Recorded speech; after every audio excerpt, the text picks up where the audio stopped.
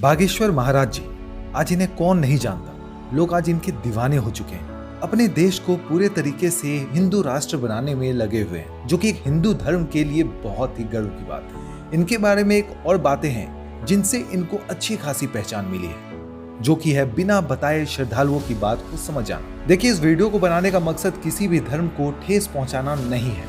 एक बार फिर से फैबो फैक्ट्स के चैनल में आपका स्वागत है। आज हम उस पे चर्चा करने वाले हैं जिस पे लोगों के मन में असमंजस बना हुआ है कि आखिर क्या सही में बागेश्वर महाराज जी आपके और हमारे मन की बात को जान लेते हैं क्या? अगर हाँ तो कैसे?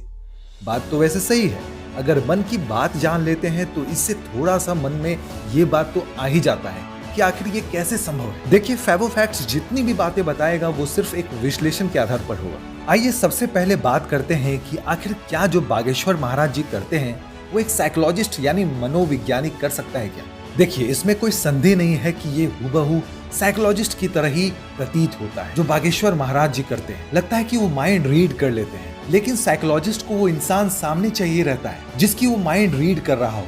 लेकिन बागेश्वर महाराज जी ने कई बार ऐसा अनुमान भी लगाया है कि जैसे कोई भी इंसान अगर उनकी सभा में बैठा हो और महाराज जी ने उसी को पिक कर लिया जो कि कई दिनों से महाराज जी से मिलना चाहता था, तो इस केस में महाराज जी को हम मनोविज्ञानी से कैसे कंपेयर कर सकते हैं? क्योंकि साइकोलॉजिस्ट तभी किसी को अच्छे से रीड कर सकता है जब वो अस्थायी रूप से उसके सामने हो और वो जो करने को कहे उसी के अनुसार वो किसी इंसान की माइंड को रीड कर सकता है। साइकोलॉजिस्ट बनने के लिए पढ़ाई करनी पड़ती है, किसी के माइंड को रीड करने के लिए एक टेक्निक यूज होता है, लेकिन जो बागेश्वर महाराज जी करते हैं उसमें ये साइकोलॉजिस्ट वाली टेक्निक तो यूज ही नहीं होता। जैसा कि मैंने आपको बताया कि उन्होंने कई दफा ऐसा भी किया है कि कोई भी इंसान के बोलने से पहले ही उसके माइंड में जो भी परेशानी है वो पहले ही अपने पन्ने पर लिख देते हैं। ऐसा साइकोलॉजिस्ट बिल्कुल भी नहीं कर सकता। एक इंडिया की फेमस साइकोलॉजिस्ट है सुहानी शाह, जो कि माइंड रीडिंग बहुत अच्छे से करती है। ये बहुत लोगों के फोन नंबर भी बता देती हैं, लेकिन वो जिस इंसान के फोन नंबर को बताती है उन्हें सबसे पहले बोलती है कि आप मन में उस नंबर को बोलो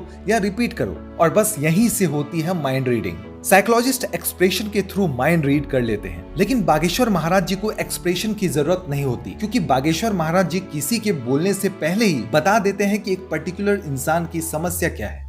अब देखिए, यहाँ पे महाराज जी को साइकोलॉजिस्ट से कंपेयर करना सही नहीं होगा। अब ये चमत्कार ही हो सकता है, क्योंकि ये जादू भी नहीं हो सकता। हालांकि फैबो फैक्ट्स इससे ज्यादा विश्लेषण करके कुछ नहीं बता सकता, क्योंकि ये विरोधाभासी मुद्दा है। ज्यादा कुछ समझना या समझाना सही नहीं होगा। मैंने पहले भी कहा था और फिर से कहता हूँ, इस वीडियो को बनाने का मकसद किसी भी धर्म या भावना को ठेस पहुंचाना नहीं है।